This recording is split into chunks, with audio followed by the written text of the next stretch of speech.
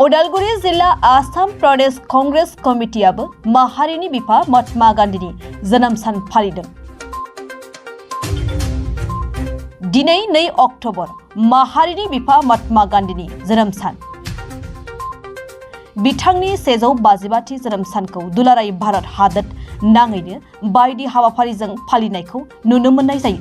बेबायदिनो उदालगुरि जिल्ला आसाम प्रदेश कांग्रेस कमिटिनि बानजायनायाव दिनै सानसेनि हाबाफारिजों उदालगुरि गलमा सकनि साखाथियाव थानाय दोलोनि मावखुलियाव गान्धी जयन्तीजों लोब्बा लाखिनानै मुलुग गोजोननि थाखाय बां धोरोमारि गौमा आरज गाबनायजों लोगोसे दोलोआव गोदानै सोद्रोमा थिसननाय हाबाफारि खुंनाय जायो। मिरु आसाम प्रदेश कांग्रेस कमिटिनि बुंथिगिरि प्रवीण बर'आ हाबाफारियाव गाहाय आलासि महरै बाहागो लाफैना हाबाफारि आरो फैबाय थानाय बिसायख'थिनि सायाव बिबुंथि होयो।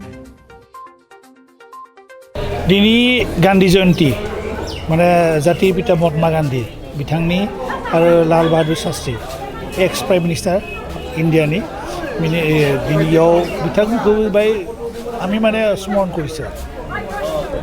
जिहेतु फैबाय थानाय बिसायख'थि बेखौ लानानै नोंथांमोननि हान्जाया माबायदि 2025 बिटिसि इलेक्शन इलेक्शनाव जों गभर्नमेन्ट बनायनो कारणे थांखि लादो आरो दावगादो आरो जोंनि ग्रासरुटनि जेसां नेटवर्क बे नेटवर्कखौ जों एक्टिभ खालायदो। 2025 बिटिसि इलेक्शन बे इलेक्शनाव जोंनि कंग्रेसआ सरकार दानो थाखाय जिखिनि मावनांगौ बेखिनिखौ जों एक्टिभिटिखौ स्टार्ट खालायदो।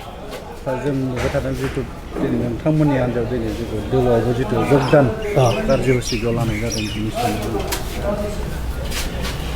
जोंबो लाबाय आरो दिनै नै उदालगुरियाव बेलेग बिजेपिनिफ्राय फैनानै जइन खालायदो आरो बिफोरदि जों जइनिं प्रग्रामखौ फुजानि उनाव बिभिन्न डिस्ट्रिक्ट क'क्राझार बिनिफ्राय चिरां बिनिफ्राय बाक्सा बे मोनथाम डिस्ट्रिक्टआवबो जों लागोन आरो अलरेडि बिभिन्न पलिटिकेल पार्टिनि आलदा पलिटिकेल पार्टिनि सोद्रोमाफोरा जोंजों कमिउनिकेट खालायदो।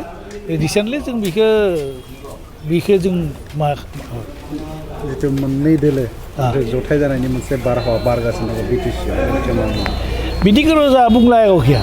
इउपिपिएल बिपिएल लोगो जाबा इसोर मा आइडियाव मा स्टाइलाव जायो बिसोरनि बाथ्रा बिसोरनि इउनिफिकेसननि लोगोआव जोंनि पार्टिनि बे जेबो रिलेसन गैया। बे जाबाबो जोंनि एक्टिभिटिखौ जों दावगानांगोन जायाबाबो जों दावगानांगोन। बे दुइटानि प्रग्रामखौ लानानै बेलेग धर्मनि ख्रिस्टान बाथौ बा बेलेग धर्मनि जिबिलाक माबाया अर्गेनाइजेसना फैनानै जोंनियाव मदद होबाय बा जोंखौ आशीर्बाद होलांबाय बिथांमोनखौ जों दिनैनिफ्राय गोसोनिफ्राय खुलुमहरदो।